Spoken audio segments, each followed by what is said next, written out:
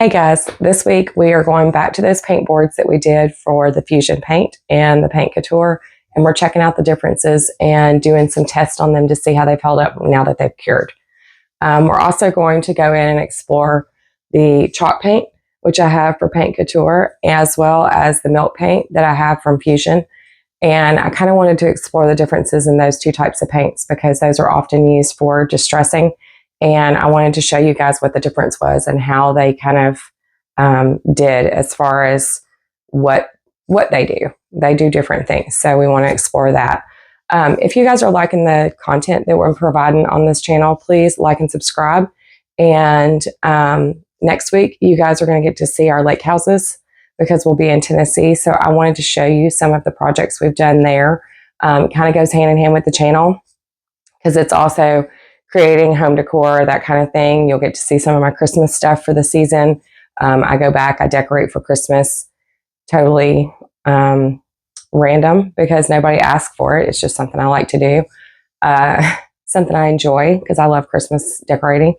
So anyways, I just wanted to kind of pop on and show you guys some of the things that are going on around here. We're going to do the paint. It's going to be short and sweet. And then if you guys could please also share this content to people that you think may enjoy it as well. And comment below and let me know if you've used the Fusion paint, if you've used the paint couture, if you've ever experimented with milk paint or chalk paint, or if you want to. Maybe there's some hiccups that you're kind of, unsure of that you'd like some more information on that would help you make a decision on what to try first. So that's what we're here for. Just kind of wanting to give you guys some information and show you how to use things. Anyways, I hope you enjoy. See you guys next time. Bye. Okay, so just a reminder, we have the Fusion Coal Black and the Paint Couture Pitch Black. And then for the Fusion White, we have Casement, and Paint Couture, we have Purely White. Now here you're seeing me, I'm taking my fingernail and just kind of scratching. I've got some pretty long fingernails, so this was kind of easy to do. That one for the Paint Couture Pitch Black did show a little scratch, but other than that, the other three showed nothing. And of course, this has been a couple of weeks, so it's all set up and hardened.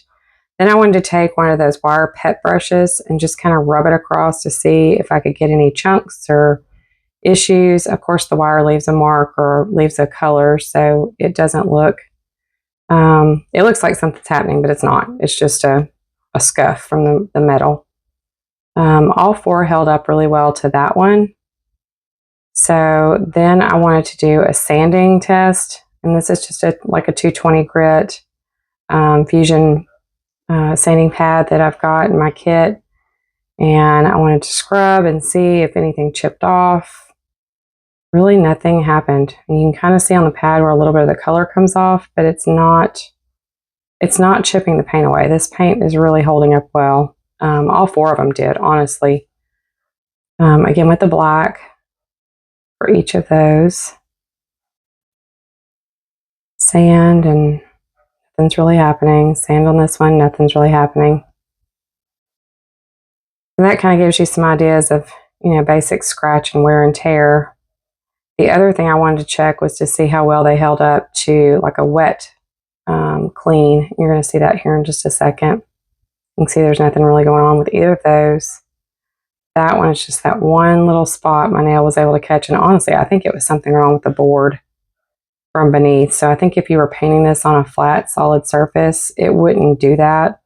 This board had a little bit of a warp or a little bit of a grain raise on it. Now we're going to grab the wet wipes. Y'all know how much I love my wet wipes. And we're going to scrub and scrub and scrub and scrub. Try and get some of that wire brush discoloration off as well. But you can see there's nothing really peeking through from the wood. You'll see when we do the black, there's really not a lot of paint coming off on the wipe either. And I'm pressing pretty hard. I don't know if y'all can tell by my hand. It's, got kind of got a white discoloration to it where I'm pressing real hard. Same with the Fusion. both. See, Paint Couture and Fusion both held up really well with a wet wipe as well. Then we're going to kind of dry it off. And then the next thing I wanted to show y'all was some, we were going to play around with some of the Fusion milk paint in the color Sangria. And then the Paint Couture chalk paint in Garnet. Now, in my opinion, these two have similarities and differences, the milk paint and the chalk paint. The chalk paint goes on, it's very opaque. It can be wet distressed and sanded very easily.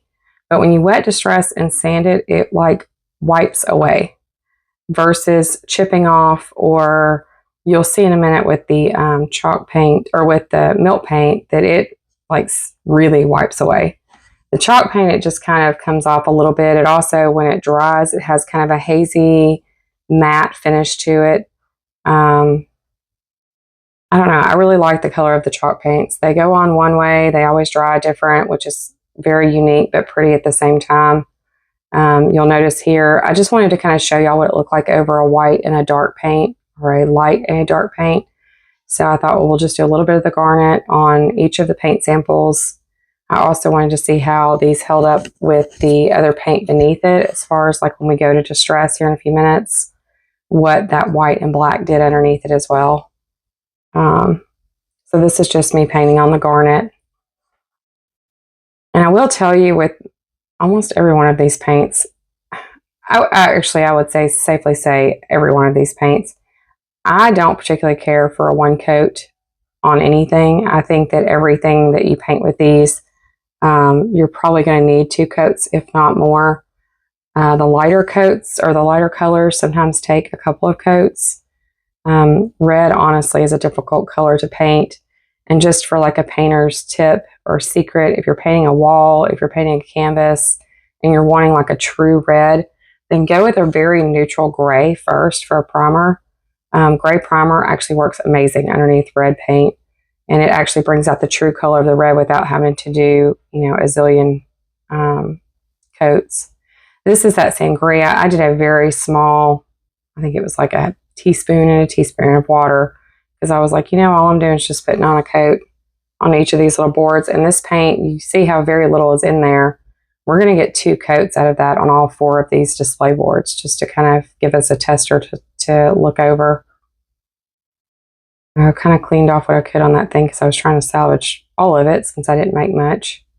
Now you can also kind of compare apples to oranges here with the color. That Sangria is a much deeper, darker, opaque red, whereas the garnet, as of right now, is a lighter. It almost looks like it has a little bit more of like an orange hue to it. You can kind of see a little bit of orange coming out of it, and I may just be seeing that more because it's sitting on top of that board, which to me has kind of an orange hue in this video as well. But it did have a different look to it for sure when you put them side by side. So again, this is the Sangria milk paint. We're just painting that on. We're going to do 2 coats of each of these. And one thing to keep in mind, the milk paint is most definitely liquid soluble, or it is reenacted or reactivated with a liquid, so including its own paint. So if you put on a second coat, even if it's dry, you're going to notice sometimes if you didn't get a real good clean or a real good base coat underneath it, you may wipe up that first coat with your paintbrush, because that's just what it's designed to do. It's designed to kind of wipe away or chip away to give you that rustic, distressed, look to it. So this, we're just using the heat gun. And I was so sad my small heat gun died. So this is actually the one from Harbor Freight. So I'll link that one in the description box below so you guys can grab it if you want to. I've had that other one for years and years and years and years and years. So I'm shocked it lasted as long as it did. It wasn't super expensive off of Amazon. But you can kind of see here, see how the paint is drying down. The milk paint is definitely more opaque. It's more deep. It's just got a lot more tint to it, I think, as it goes on. But the Paint Couture chalk paint, it's doing exactly what every other chalk paint I've ever used does. It's drying down. It's kind of lightening up. It's got a very It, you know, I mean, not to be funny, but it has a chalky feel to it. So like when you run your hand across it, it feels like chalkboard chalk. And it just kind of has that dusty feel to it when you touch it. So this is me just wanting to show you kind of what they look like. You can see that red. I guess I would call that garnet more of like, I call that more of like a tomato red, where it's got a little bit of orange hue to it. And then that sangria is gorgeous. I haven't used that one yet for anything other than this, and I may have to pull it out and try it on some of my spring decor. And see, I wanted you to see, it definitely is going to take 2 coats of the garnet to get that real red that we're looking for. And I did kind of shake and stir and all that kind of stuff on these paints before, on the chalk paint before I used it. This is me just kind of see if I can chip any of that milk paint away with my hands, which you usually can. Using the heat gun like that and drying it super fast, it does cause it to crack and chip a lot faster. So now you can see it's kind of chipped away a little bit. All right, so now we're going to do coat number 2. And notice the difference in the garnet. See how much deeper it looks now that it's going on a second coat. Still has a hint of orange, in my opinion, to it. The barn door red that Paint Couture has may be closer to the sangria, as far as, you know, like trying to compare the paint colors. But the garnet's definitely, it's very pretty.